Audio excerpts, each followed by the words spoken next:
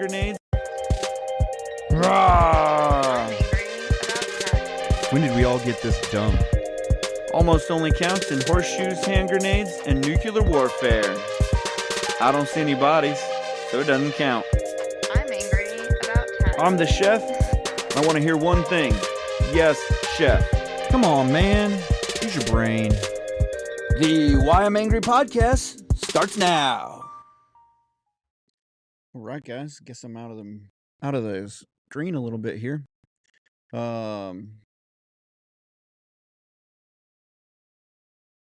Okay, there we go. So it's Why I'm Angry podcast. This is the chef. We are live once again, and let me try to get my audio turned up here a little bit. There we go. Had to turn up the mains. So, again, follow, like, and share us. Get out there, get us some more views, get us some more downloads, help us out. Easiest way to support us, it is free to do it that way, and we appreciate it just as much as anything else. Obviously we do have on our website at whyimangry.com or at Freestyle Creative Group, which is our production company. You can get on there, get a subscription, get $1.25 right now, gets you ad-free podcasts, $1.25 a month. It seems like we're just kind of, throwing pennies at it, but if we get a bunch of people throwing pennies at us, it'll be dollars, and we'll be able to produce a much better, much more timely, and we'll be able to get more hosts and things like that, because anyone who talks on the show that isn't one of our volunteer hosts, Honest Abe or Jay Boots or Peyton or Lady D, they cost money. So we right now we don't do a whole lot of that, but if we had a budget, we could. So you wouldn't have to just listen to the chef or anyone else just kind of drone on or whatever, however you like us or whatever. You wouldn't have to listen to us just on our own. So shameless plugs, get on, help us out. We need it. whyimangry.com or Freestyle Creative Group, which is our production company.com. So the title is The Quick Three. And I'm going to kind of go through kind of the top three things kind of going on in the news today, maybe over the last couple days here. And then just, maybe I'll hit a couple other things I saw as I was kind of looking through, doing a little show prep last 15 minutes or so. The Westminster Dog show was on, and the Preakness is this weekend.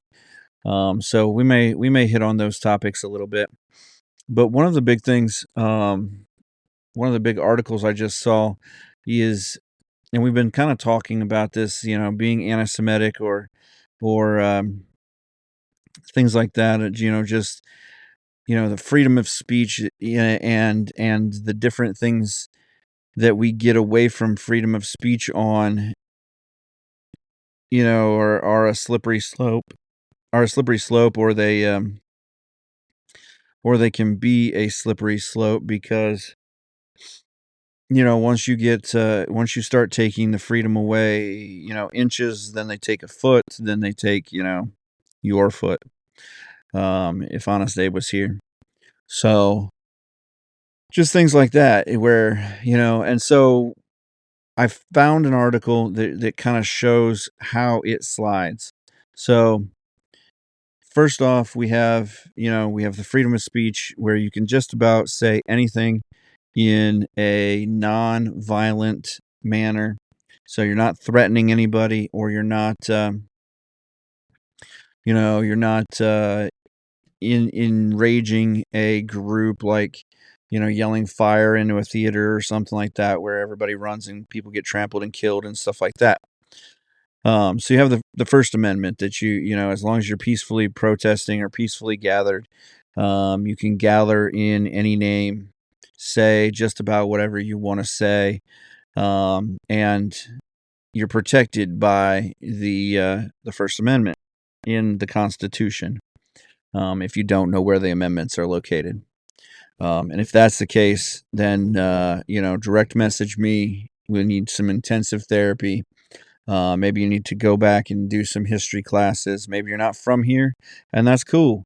We'll work with you and get you educated on all of that good stuff. So, the article it comes out of California. But basically, I saw it on a couple forums. This is the one I got was off the Glenn Beck, the Blaze deal. And so the president of a public university in Northern California, which was Sonoma State University, so not a giant university, but I'm sure I know without looking it up and how big it is a large public university in Northern California. He announced on Wednesday that he was going on leave. And this leave started less than 24 hours after endorsing an academic boycott on Israel. Which we've talked about how being anti-Semitic is in what you say is kind of against the First Amendment, but yeah, this is a public school that shouldn't be leaving anyone out based on their religion, race, color, creed, and now sexual preferences, sexual orientation, male or female, their sex, anything like that. It should be based on their studies, how what their grades are and things of that nature, and that's how you don't get into school or you get into school, but it's not based off of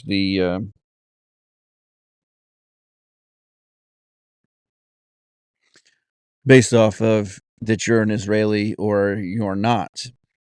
And so basically, I guess what the story goes kind of reads on that the president went to pro-Palestinian demonstrators and he needed them to get off of the campus. They've been fiercely denounced by the Jewish groups and lawmakers. They're in the way all the time. And so they're fighting probably louder and harder than the Israelis on campus to just get these guys, the Israelis off of the campus, and not just be not for any reason, but there is Israelis. And so obviously their religion, their creed, the Palestinians in general have an argument that their country, that the Israelis took over their country. They've talked about giving them spaces and stuff like that. They've actually given them spaces in the country. They want their own standalone country that includes all of Israel, basically, and they're not willing to give up on that. And so this president went to these guys basically with an all-out statement to get them to shut down their tent and to go away. And they gave him some pretty pretty staunch compliance pieces in the negotiation, and he's like, all right, sweet, cool, as long as you guys load up your tent, I'm good with it. So he announced on Tuesday that he agreed to an establishment of an advisory council of students for the justice in Palestine, whose national umbrella organization praised Hamas-led October 7th terror onslaught that started the war in Gaza, to ensure the compliance with the deal, which also includes a section on disclosure and divestment. So basically, all students will have to disclose whether they're Israeli. They're probably going to get some stars that they're going to put on their shirts. Maybe they'll have to get tattoos with a number on them. I mean, like, what did this guy like? This guy's the president of a college. Think about this. This guy is supposed to be, if you think of the dean of a college or the president of a college, you would think that this guy is one of the more educated people in the school, maybe in the country. Maybe this guy's got, holds doctorates or has, some kind of education background where he's been to school doing this stuff. Like, what did this guy think? He appeared to make the school the first American university to agree to an academic boycott of Israel. He said in his statement yesterday, because he's now on leave on Thursday. He started this on Tuesday. On Wednesday, he went on leave. His goal when meeting with the students at the encampment was to explore opportunities to make meaningful change, identify common ground, and create a safe and inclusive campus. How does boycotting a whole group of people that this group does not like, identify common ground, and create a safe and inclusive campus? No, this guy just thought he could get away with just saying whatever he wanted to say to these Palestinian protesters or these Hamas sympathizers, and which is a terrorist organization that they're sympathizing with, and that he could just say whatever he wanted to say and they would shut it down, and hopefully he wouldn't have to deal with it. And that's not the real world. That's not the world that we live in. This guy made an agreement. Basically, he made an agreement with the devil here. And he now realizes that many of the statements I made in my campus-wide message did just the opposite. Well, yeah, you just told the Israelis that they weren't safe in any way, shape, or form. That anyone that had Jewish background had to leave the college, basically, that you were boycotting them. That they were I don't know how they were going to accomplish this. But for one, I mean, it's illegal because you can't discriminate based on that. But for two, how is that inclusive in any way? This guy is supposed to be the most educated person in the room.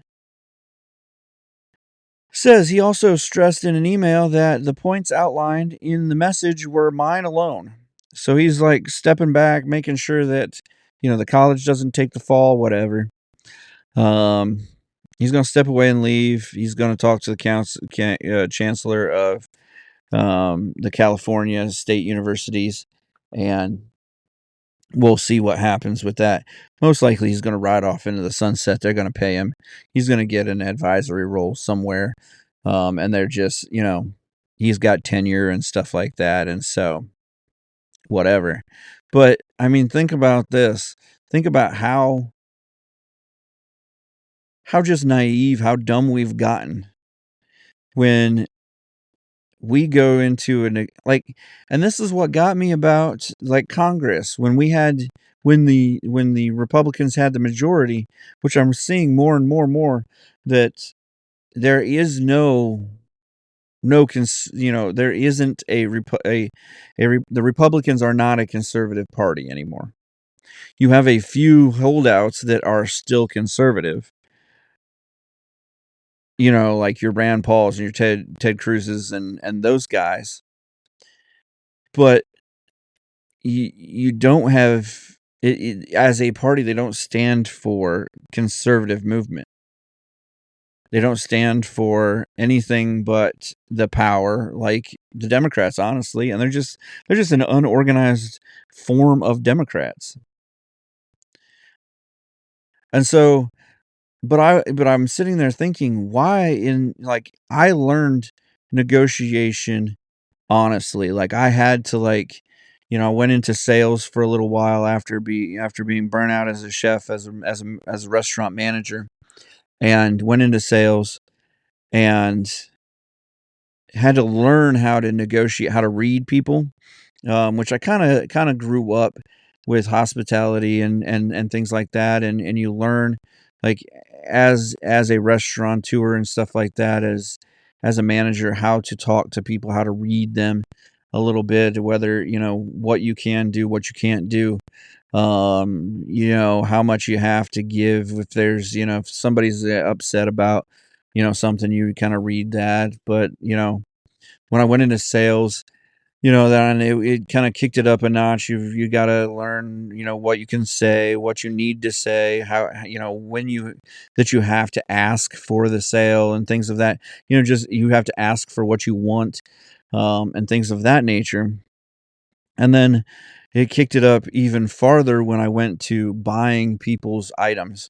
When I went to antiques and antiquities and memorabilia, and buying antique gold and commodities and stuff like that, that then you have to if you're in a business where you're trying to buy at the best price for your company, then you have to read people even more. How this is where we're at. You kind of have to inch by inch your way to where you need to go, and there's certain qualifying questions, and it just. But in this, we're not we're not negotiating. We're not strategically setting up things. This guy just like, okay, cool, we'll just sector off. We'll be racist to a whole race of people, to a whole religion of people. We're just okay, cool. That these, the it's just, I mean, it's just dumb, and guys should know better. And I mean, come on. It's something I saw the other day, and something I was even thinking about here is, you want to prepare for the future and how bleak it could be. You want to prepare for the apocalypse, or you want to prepare for the alien invasion, or the zombie apocalypse, or just Jesus coming, or the rapture, or the downfall of the U.S., depending on what you believe in, and who, and things of that nature. You want to prepare for the end? You want to prepare for the bottom line times? Learn a skill. I mean, going out and learning, being a whatever you are, or whatever thing that you got into, marketing or management, or getting a business degree, or whatever, is great. But once you get that and you're set up and you're making money on this system, you want to be set. You want to be ready for the bad times. Learn a skill. Go back and get a certificate in something. Learn electricity, or learn electrical, or learn plumbing, or you know learn how to grow vegetables, or just learn a skill, because in the end, when money is not worth it, I mean, going out and buying gold and whatever, gold may or may not be the currency. You may not be nobody may trade in gold. They may, they always say they're going to, but at the end of things, it may not be the what they trade in. They may trade in copper or something else that they can find, or honestly, with the way things are going, it may be you may get to a point where it's the bad times because it's a digital currency and there's nothing you can trade in except for your skills. Buy a lawnmower, do something that somebody will trade for. So, that's my deal is, yes, you can hoard gold or silver or platinum or tungsten or any of those things, but when it comes down to it, you having a skill is more important probably than anything else that you can probably do for yourself, is to set up get skills and know how to use them. So I mean, that's kind of my driving force anymore. I mean, almost to the point of, don't go to college, get a skill. If you can afford to, if getting a skill is, if you'd be happy with your life having a skill, you can almost make as much money having a skill as you can sometimes going to school. That's not saying going to school isn't good for some people. I mean, a business degree or a degree in engineering or architecture or something like that, where you're learning something that people will use, that you can use. But getting a poli-sci degree, or getting a global whatever degree, a geopolitical masters or something like that, unless you're going to go specifically into that, unless you're going into you're trying to be elected, or you're trying to go into the world of politics or something like that, those degrees don't do anything. They don't, when it hits the fan, they don't get you here or there. So, but I digress. In other news, they're setting up a presidential debate. President Joe Biden and former President Donald Trump have agreed yesterday to participate in 2 debates. I saw the one looks like it's going to be, CNN will host the first debate June 27th, with ABC, an ABC rematch slated on September 10th. I bet, and if you're a betting person, you can find this bet. I bet that they don't do a second Biden and Trump event. I would be surprised if the first one doesn't either take Biden out and they end up replacing him with JFK Jr. or anyone else. Hillary, who I haven't seen in 4 years, basically, or Gavin Newsom, or somebody that makes a rousing speech and stands up and says, "I will take the reins from our fallen comrade," blah blah blah type speech. So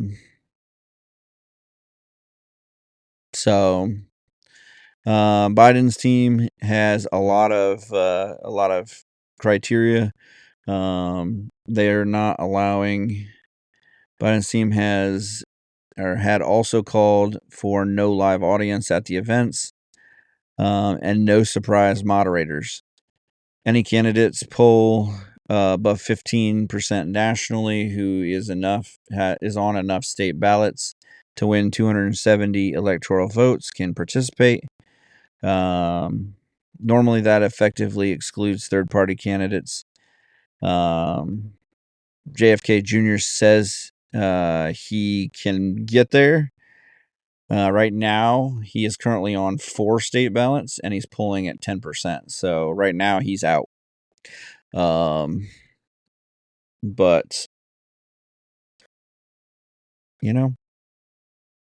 we'll see. I would be super surprised if Joe Biden makes it to September, to do the second debate. If the first debate if there's no JFK Jr. on the stage, it's going to be a debacle. It will be a straight debacle. They'll either lob everything at Joe Biden and try to crush President Trump, and he'll probably still kill it, or they will. He's just going to trip up, and even though he's going to know the questions ahead of time, and he's going to have his speech cards out and everything. Some they're going to get mixed up somehow. He's going to,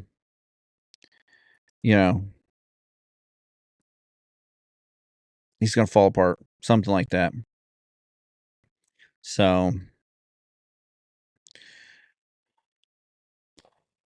again, other than that, it's kind of boring. It's kind of sad. It's kind of just ho hum. It is what it is.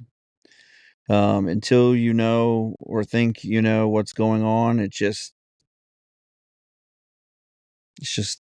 boring stuff. I mean, none of it really matters when you come down to the bottom part of it here, being here at the local level and stuff like that. What's it matter anymore? 2 rich old dudes trying to get power.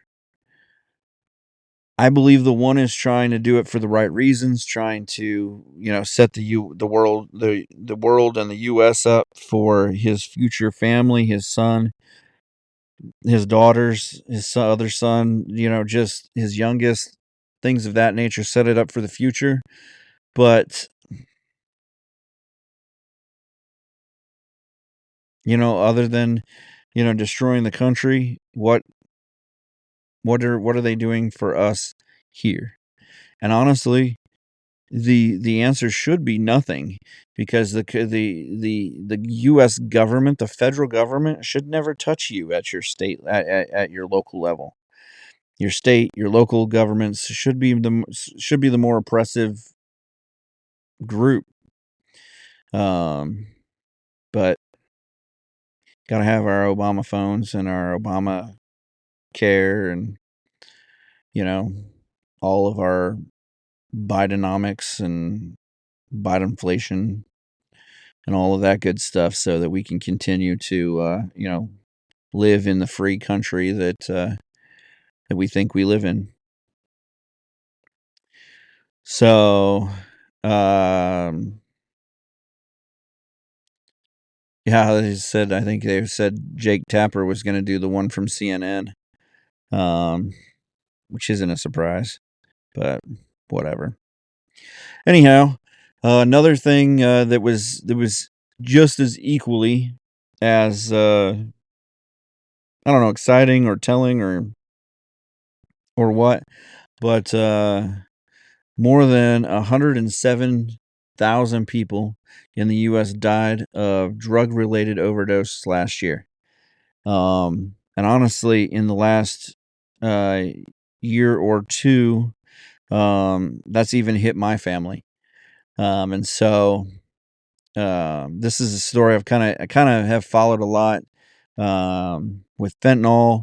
and some of the other drugs around that are just so addictive, and you just don't know. For one, you don't know what you're getting in them because they're cut and laced and everything, and for two, they're just so bad that it's so easy to overdose. And because it's laced with something, you may not get the high as quickly, so you get into it farther. And by the time you realize that you've taken too much, and that's that. But they released data, according to data released yesterday from the Centers of Disease Control and Prevention, which, however you want to listen to the CDC, always take them with a grain of salt, because they're gonna bust the numbers to however they want. The preliminary tally represents the first drop in drug-related deaths since 2018, and a 3% drop from 2022. The CDC data did not reveal the cause of overall decline, because they don't know it yet. The biggest reduction was in opioid-related deaths, those involving fentanyl, heroin, or painkillers. However, those drugs still drove the vast majority of overdoses, which is 3/4 of the deaths.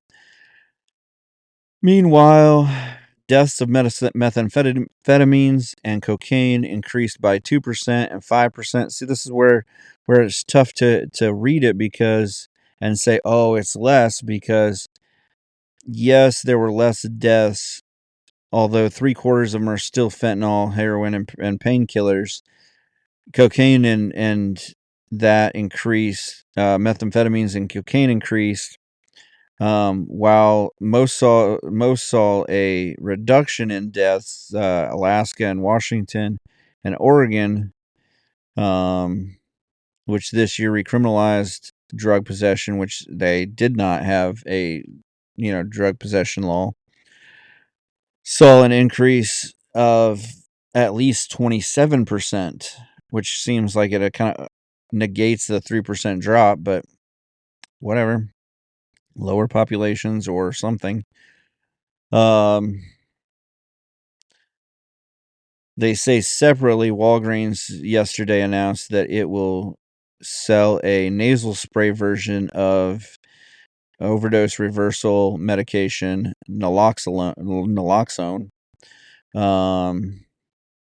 And the thing with it is there's Narcan, the patent form of naloxone, became available for over-the-counter use in September. So they also did a big push at the beginning of last year to get a lot more Narcan into the police and first responders' hands to save people. But what that does is it just gives you a false sense of control over your addiction and control over the drugs that you're taking. That well, if the first responders get to me, then I won't. They'll have the medication to reverse it, and we'll just I'll be fine. And so I don't see this as a 100% victory, but it's a step in the right direction, and hopefully it's not one step back, 2 steps forward, and it gets worse next year, or by the end of this year, that things don't get a ton worse. And honestly, we can see it get you could see it get a lot worse if the environment, if the things around people get worse, if money starts to tighten up even more, which you're starting to see it. I saw that Red Lobster closed 50 restaurants this just on Tuesday, just straight closed them. Didn't tell employees ahead of time, didn't tell anyone, restaurant tours ahead of time, any of the managers, nothing. Didn't tell anybody ahead of time and just closed them down. And there it's part of some dumb decisions. All you can eat shrimp for $20 is definitely one of those.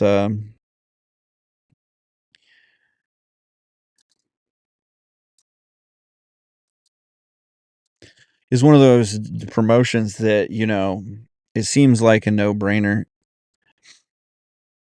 That you just you can't come on, like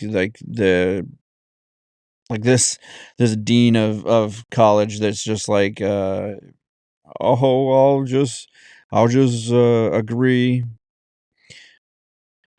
and you know we can all be friends, all inclusively, except for the Israelites or the Israelis or the Jews, that we'll just exclude them, and no one will care. Well, yeah, whatever. But same type of deal. So that's where we're at.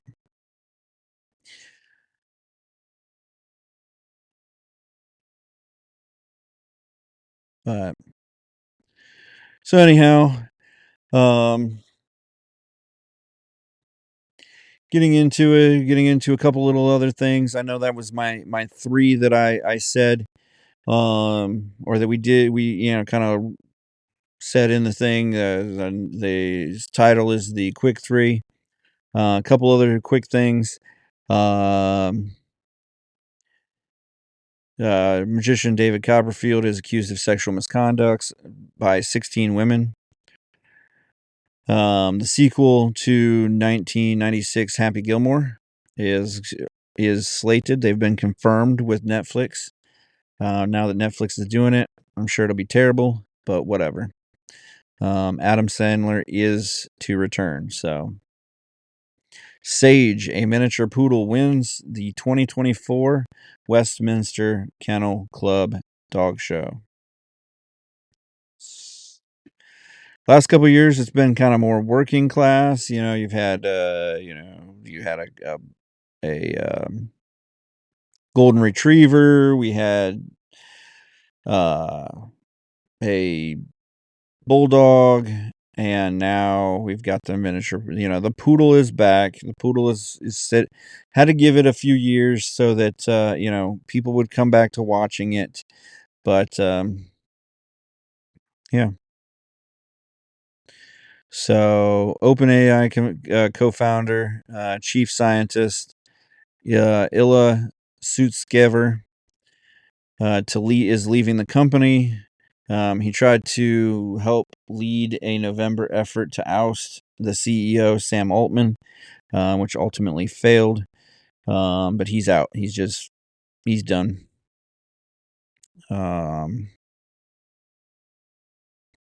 So there's been this big thing on Ozempic, and that there's a new experimental obesity drug. It combines GLP-1 blockers, which are found in Ozempic, with a molecule that targets the receptors in the brain involved in your appetite control.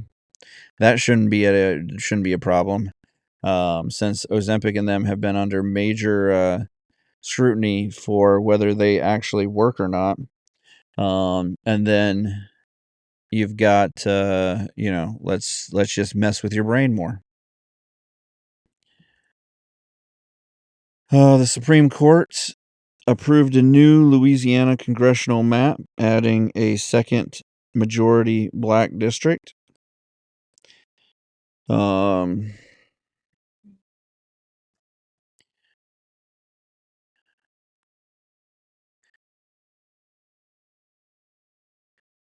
There was also one other one I saw that. So, and then we also have the Preakness this weekend. So, Preakness 2024. If you didn't see the Kentucky Derby, go back and watch it. It was literally probably one of one of the best races that you'll get to watch, like from this era of racing. Probably one of the best all out, just close. This is the race type thing. So just one of the best overall races. So so contestants, I wish that they would bring all of like the three horses that ran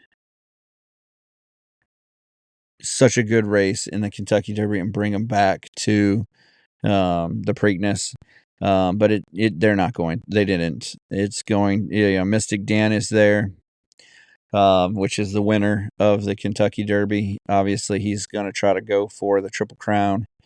There's some other great horses, but you're looking at Seize the Gray, Mugatu, Uncle Heavy, Catching Freedom, Just Steel, Tucson Gold, and or Tuscan Gold, and Imagination. So you're not seeing Sierra Leone, and you're not seeing what was the other one that was supposed to be the big horse from the Kentucky Derby.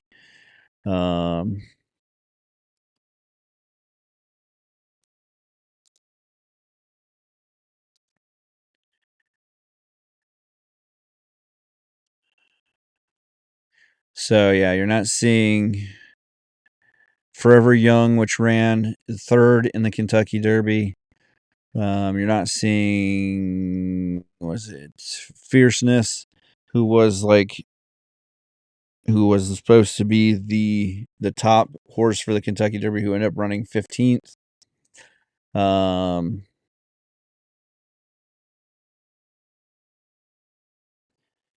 Yeah. So, I mean, you're not even seeing like T.O. Password, which was one of the big Japanese horses. The Forever Young was the big Japanese horse. So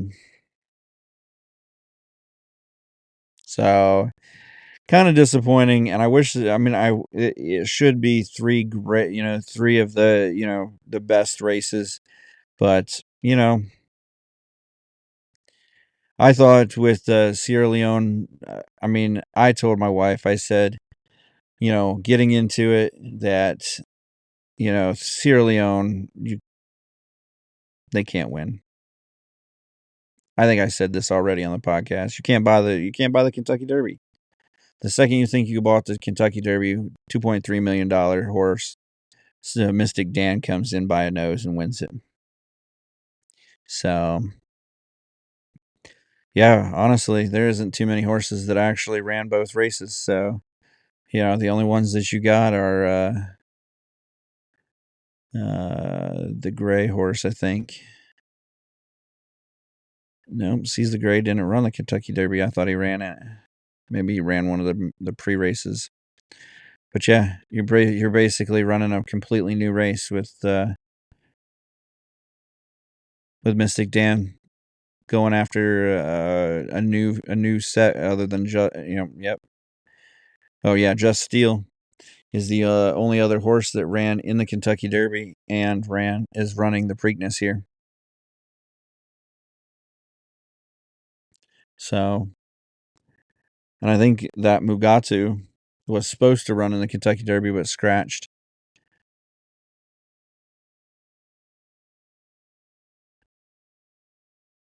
I'm trying to see if they say that. Yeah, not on this article. But yeah, so another good race. Uncle Heavy I've seen run. He's a good horse. Seize the Gray is a great horse.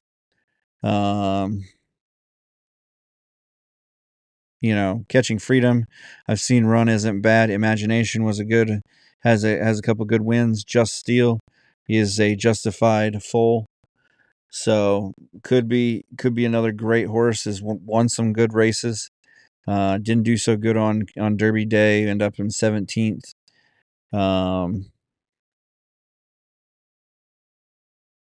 But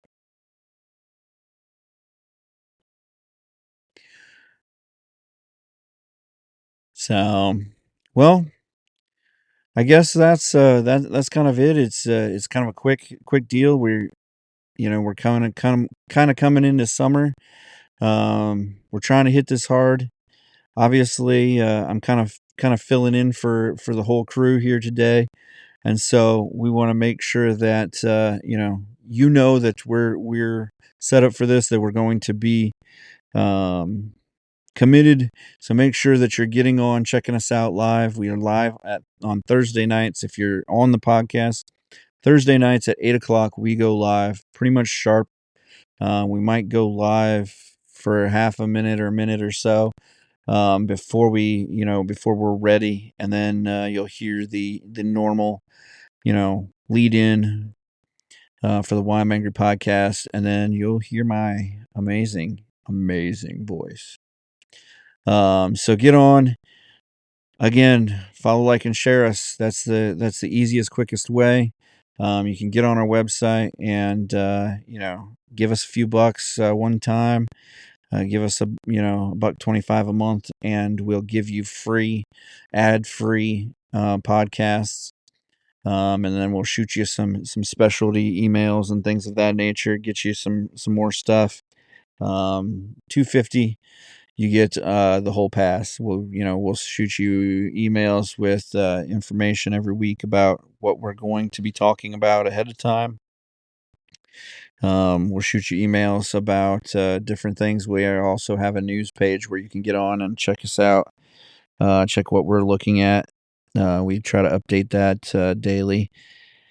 And so just get on, get your information, start thinking for yourself. Start getting your own ideas and thoughts, and if you get some of those ideas, thoughts, comments you want to give us, or anything like that, whyimangry@gmail.com is your place to talk to us directly. Or you can always shoot your stuff in the comments, and just say, hey, I'm here, or something like that. So get on, get to know, and get to thinking for yourself. Free thinking, freedom.